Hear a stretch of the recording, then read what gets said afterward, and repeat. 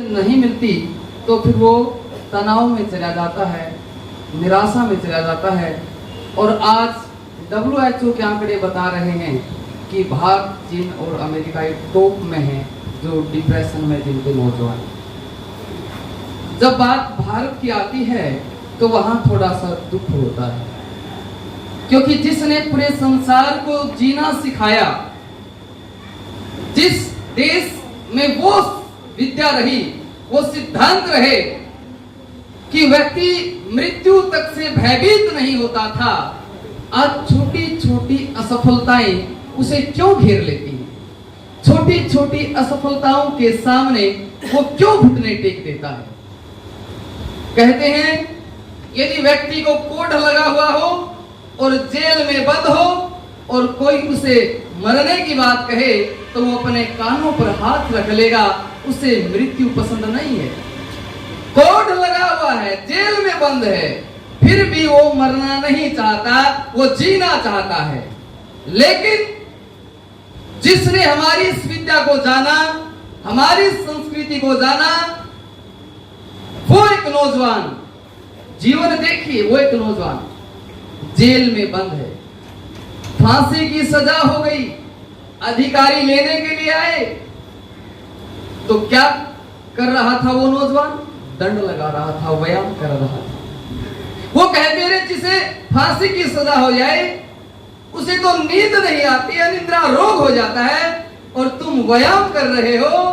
तो वो नौजवान कहता है अरे मर कौन रहा है, ये तो आत्मा है, शरीर बदलेगी और तो मुझे अगला शरीर मिलेगा। राम प्रसाद बिस्मिल ब्रह्मचर्य के ऊपर खूब अच्छा लिखता है। मृत्यु के बारे में उसने कहा कि दुश्मन के तेज खंजर से मुझे डरना नहीं आता, बहुत मजबूत हूं मैं, समय के आगे मुझे झुकना नहीं आता। अमर है आत्मा मेरी विरोधी, ध्यान से सुन ले, भले ही फांसी पर चढ़ा दे, पीछे मुझे हटना नहीं आता। ये थे हमारे क्रांतिकारी, ये था उनका आत्मबल, ये था उनका चरित्र और ये था उनका ब्रह्मचर्य। जब बात ऋषि दयानंद जी सत्यार्थ प्रकाश के द्वितीय समलास को लिखते हैं, सत्यार्थ प्रकाश के द्वितीय समलास में, सत्यार्थ प्रकाश में अनेकों जगह, केवल सत्यार्थ प्रकाश में नहीं, ऋषि जी ने जितने ग्रंथ लिखे हैं अनेकों जगह ब्रह्मचर्य का खूब महत्व बताया है। मैंने सुना था डिप्रेशन होता है, पर मैंने अब देखा है नौजवानों को कि डिप्रेशन में हाल क्या होता है। हमने देखा है रात रात भर सो नहीं पाते, बेचैन रहते हैं, नींद नहीं आती। कारण वही है, वो ठीक से अपनी विद्या को जान नहीं पाते। जब सत्यार्थ प्रकाश का द्वितीय समलास ऋषि दयानंद जी महाराज लिखते हैं और वहां पर माँ को शिक्षा देने की बात करते हैं तो कहते हैं माँ अपने बच्चों को ब्रह्मचर्य का महत्व बताए कि अपनी उपस्थितियों के साथ कुछ चेष्टा मत करना, वरना नपुंसकता आ जाएगी। मां सिखाए, इतना ही नहीं, अपने बेटे को सिखाए कि वीर्य रक्षण में आनंद है और वीर्य नाश में हानि है। इतना ही नहीं, ऋषि दयानंद जी महाराज लिखते हैं ब्रह्मचर्य नाश करने वाला महादुख सागर में डूब जाता है, महादुख सागर। ऋषि दयानंद जी महाराज लिखते हैं कि ब्रह्मचर्य तो सब आश्रमों का मूल है, जड़ है, और उसके नष्ट होने पर सब कुछ नष्ट भ्रष्ट हो जाता है। और ब्रह्मचर्य का जो महत्व लिखने लगे तो कहते हैं आपको जिस भी जीवन क्षेत्र में सफलता चाहिए उसके लिए आपके अंदर क्या होना चाहिए? आपके अंदर उत्साह होना चाहिए, आपके अंदर साहस होना चाहिए, आपके अंदर पराक्रम होना चाहिए, आपके अंदर धैर्य होना चाहिए, आपके अंदर बुद्धि होनी चाहिए, आपके अंदर तेज होना चाहिए, आपके अंदर आरोग्यता होनी चाहिए। और ये सब चीजें किससे आएंगी? ऋषि दयानंद जी एक ही चीज में बता देते कि ब्रह्मचर्य, सब चीजें एक साथ, सब औषधियों की औषधि। जब ऋषि धन्वंतरी बताते हैं अपने शिष्य से कौन सी औषधि जो सब रोगों में काम आती हो, कौन सी हो, तो ऋषि धन्वंतरी भी वहां एक ही चीज बताते हैं, मृत्यु व्याधि जरा नासी पीयूषम परमोषतम ब्रह्मचर्यम महद्रत्नम सत्यम उदाम्यहम्। ब्रह्मचर्य को सबसे आगे रखा। और ये ब्रह्मचर्य इतना आसान नहीं जितना आसानी से मैं बोल रहा हूं और जितना आसानी से आप सुन रहे हैं, इतना आसान है लेकिन ये तब आसान है जब ऋषियों की बनाई हुई पगडंडी पर हम चलेंगे। यदि उस पगडंडी से थोड़ा सा भी इधर उधर हो गए तो तुरंत नीचे गिर जाएंगे, तुरंत। और वो पगडंडी बहुत ऊंची हाइट पर है, गिरते ही सीधा खाई में आता और फिर उसकी हड्डियां नहीं मिलती। यह ब्रह्मचर्य की पगडंडी ऋषि जी ने बनाई, महर्षि मनु जी ने बनाई। उसके बारे में फिर ऋषि दयानंद जी ने सत्यार प्रकाश में संस्कार विधि में एक बार नहीं, दो बार नहीं, तीन तीन बार जिस चीज का जिक्र ऋषि करते हैं वो चीज कोई सामान्य नहीं होती, तीन तीन बार ब्रह्मचर्य का। और इसके बारे में भर्तृहरि जी जब लिखने लगते हैं वो तो कहते हैं, अरे ओ लोगों, उन्मत्त हाथी का सिर फोड़ने वाले, क्रोध से भरे हुए शेर को चुटकी में मारने वाले वीर बहुत बड़ी संख्या में होंगे, लेकिन मैं इन वीरों के सामने बलपूर्वक कहता हूं, कौन है जो वासना को मार सके। तो फिर इसी जी लिखते हैं, विरला मनुष्य, कि कोई विरला ही मनुष्य होगा। तो आप जो आप सामने बैठे हैं ये समझिए संसार के विरले लोग हैं, विरले। आज गुरुकुल कुंभाखेड़ा में 80 ब्रह्मचारी, लगभग 80, हम गए तो गुरुकुल में कोई ब्रह्मचारी नहीं था। आज 80 और छोटे बच्चे नहीं हैं, ग्रेजुएट, पोस्ट ग्रेजुएट हैं, कोई एमबीए है, कोई एमएससी है, कोई सीए है, 80 हैं। गुरुकुल कालवा में भी लगभग 50-60 हैं, गुरुकुल नलवी खुर्द में भी 30-40 हैं। मैं जब ब्रह्मचारियों के आपस में कुछ बात हो जाती, मैं एक बात कहता हूँ, ये ब्रह्मचारी बैठे भी हैं, अभी हम गुरुकुल कालवा कुंभाखेड़ा से पूरे नहीं आए, पहले लोग 50-60 आ पाए हैं।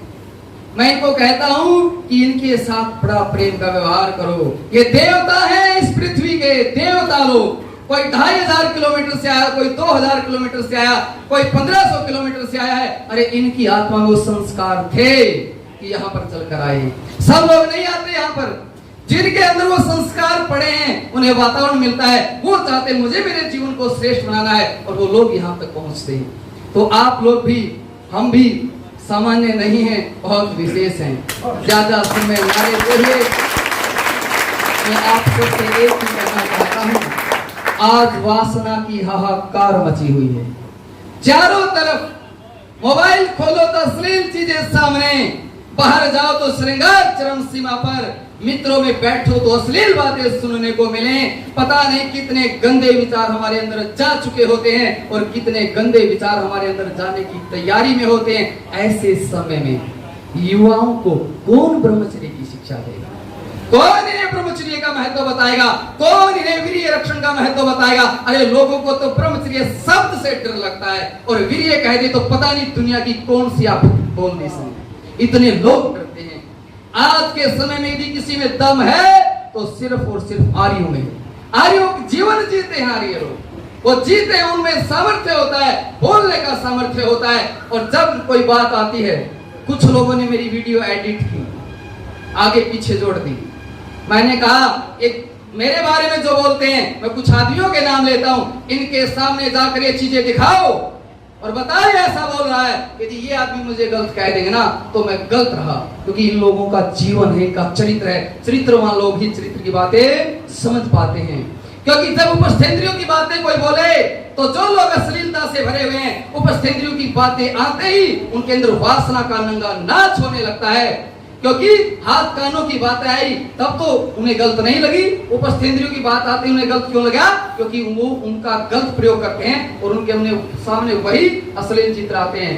जो ब्रह्मचारी होता है, जो चरित्रवान होता है, चरित्र की बातें, ब्रह्मचर्य की बातें सुन करके उसे प्रसन्नता होती है। और ये बातें आप कहीं भी आर्य समाज में किसी बुजुर्ग के पास बैठना, किसी भी आर्य के पास बैठना तो बड़ा प्रसन्न होता है। हमने वही स्वयं देखा है, बड़ी प्रसन्नता होती है।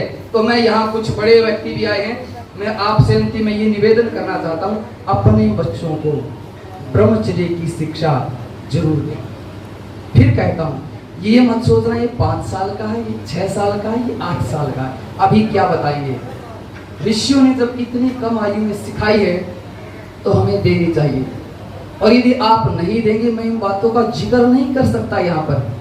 14 वर्ष हो गए मुझे इस पर बोलते हुए। वो कहते हैं 12 साल में तो कुर्डी की बोड़ा में, 12 साल में यूट्यूब से बोड़े कुछ, क्योंकि बहुत नौजवान आने लगे। 14 साल से नब्ज जानता हूं, कौन आदमी कहां डूब सकता है ये तो आपकी कल्पनाओं से भी परे है, आप सोच भी नहीं सकते। हम सोचते थे कि ऐसी मनुज ने बात कैसे लिख दी कि नौजवान भाई बहन माँ बेटा पिता पुत्र एकांत में सेवन ना करें, ये बात नौजवान भाई बहनों के बीच में ऋषियों ने कैसे लिख दी। लेकिन जब हमारे जीवन में घटनाएं सामने आई तब हमने लिखा, अरे ऋषि इतने बड़े रिसर्चर कि वैदिक काल में ये बातें लिख दी, इतनी बड़ी उनकी सोच है। तो आप अपने बच्चों को ब्रह्मचर्य की शिक्षा जरूर दें। और एक बात कहते कि एक आर्य समाजी गांव को सोने नहीं देता, एक आर्य समाजी हो गांव में, गांव को सोने नहीं देगा। और आज हम इतने आर्य समाजी हैं तो गांव को पता लगना चाहिए इस गांव में कोई आर्य है जो सचेत करने के लिए तैयार रहता है। चाहे कोई यहाँ ओम शांति आए, कुछ भी पाखंड आए तो उनका विरोध करने के लिए कोई ना कोई तैयार है। तो आज हम ये संकल्प, आज आप सभी है इसके साथ ये संकल्प लें कि मैं ऋषि ऋण उतारूंगा और मैं जरूर कार्य करूंगा। जब आप कार्य करेंगे समाज कोई कमी नहीं छोड़ता। और मैं तो धन्यवाद करता हूं सभी का। आज गुरुकुल में थोड़ी सी भी कमी नहीं महसूस होती, थोड़ी सी भी। ईश्वर जी प्रियंका प्रिंटर हैं, ये कपूर सिंह जी, ईश्वर जी बोले रसीद ले आओ जी, साथ में कुछ मांगने के लिए चलेंगे। मैंने कहा थी मैं नहीं चल सकता, जो आपने करना बड़ा धन्यवाद होगा। कभी किसी के पास जाते नहीं और इतना सहयोग ऐसे आचार्य जी से हमने यहाँ सीखा है। बहुत बढ़िया व्यवस्थाएं होती हैं लेकिन काम करने वाला होना चाहिए। और आज ये नौजवानों के साथ हमें बड़ा आनंद आ रहा है और खूब मेहनत करेंगे।